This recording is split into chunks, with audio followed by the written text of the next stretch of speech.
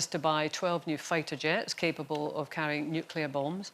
This comes after the government warned that the nation must actively prepare for a wartime scenario at home for the first time in many years, with Sir Keir Starmer saying the country can no longer take peace for granted.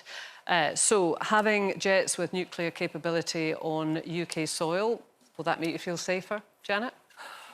Well, what bothers me about this scenario, we already have a nuclear capability on British soil, which is the Trident submarine, which is Faslane in Scotland, yeah. Based in Scotland. And these jets, we're buying 12 jets that can carry nuclear bombs, and those bombs will be owned by the Americans and will be stored on British soil. Now, that's the part of the deal that bothers me.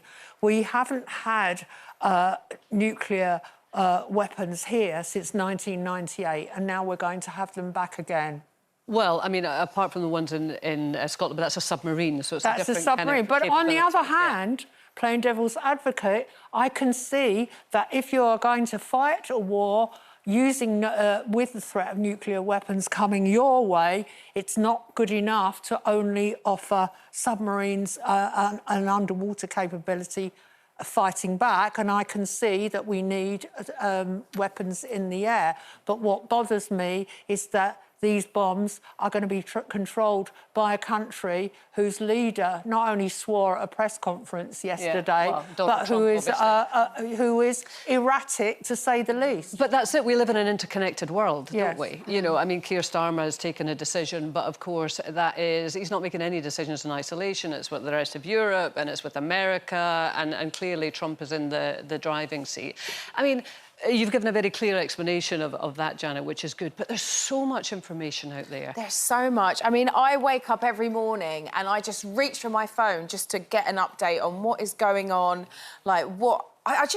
you're so overwhelmed with it at the moment, and how much misinformation is out there. Yeah. Just to try and kind of figure out what is real, what isn't, with the use of AI. I've got memes coming up on my phone, and I'm like, is that a real situation? Is that a fake situation? This has been going on now for a long time, where we're just bombarded, aren't we? Yeah. Left, right, and centre with all of this, and it's just I mean, how do you not get stressed about it? How do you not live in fear?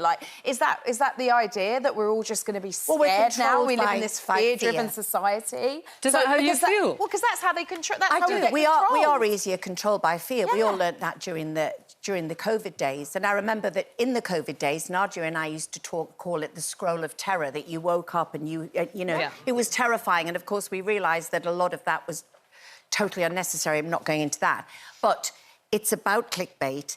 And the thing is, as someone who suffers from anxiety, and I know that I share that disorder with many, many people, I've got to try and, I do a job where we talk about, that it's a topical show, so you have to be informed, and that's a responsibility as a human being to be informed. But I have to be very aware of how much I'm going down the rabbit hole, because, A, there is nothing I personally can do about it. Doesn't mean I don't have views on it. I get furious that... I understand we have to be defended, but with all of the domestic problems at home, that we suddenly can find these millions and trillions of dollars, for and I understand it's a war. But if there is an existential threat, what we do, and also what Keir Starmer would argue, is that actually, ironically, it will drive economic growth. Whether or not you agree with that or not, but that would be part of his thing. But just on the information that is out there, the wealth of information, do you have certain sources that you trust? Because there are what would be called reputable news sources out there. I no longer trust any you don't trust any media. Well, Janet, I'm asking you, where do we go? Where do you go? Well, I would say the BBC is the national broadcaster, and they have the BBC Verify service, where they go through and check facts on air and explain it very, very clearly. And now with AI, that is really essential. But the fact of the matter is, we also have an American president who, when something might be true, but he doesn't like it, uses the term fake news. fake information. So he uses the word fake just because he doesn't like something, and that makes the whole situation even worse. But as a journalist, I do think most complex situations can be explained so people can understand them, but I can't take away from the fact that Denise is right. We do seem to live now in a time where things have been ramped up to a more frightening level.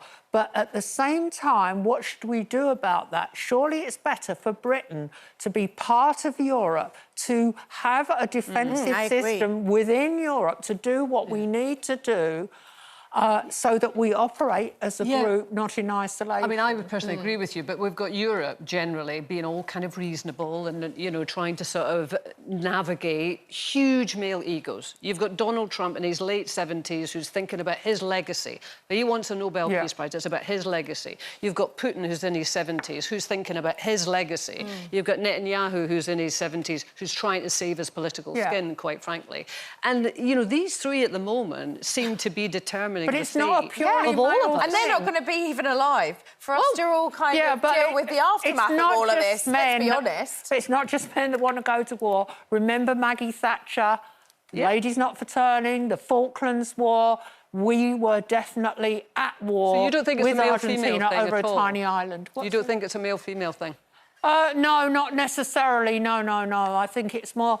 I don't think it is just a male thing. No, I do not. But I do think, though, that there is strength in Europe operating together. And also, rather than say, is Keir Starmer a weak leader, let's just accept the fact that he's actually was a public prosecutor. He's a very skilled negotiator. He is someone who's gone to America and extracted a trade deal out of President Trump when other countries have failed.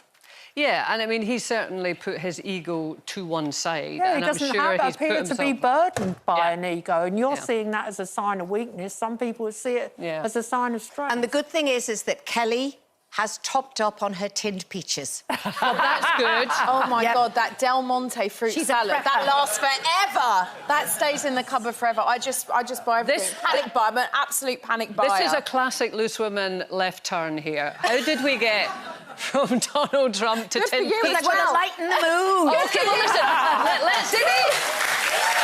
You're right. She's going camping this weekend, so she needs some tin peaches. Absolutely right. When you need toilet rolls,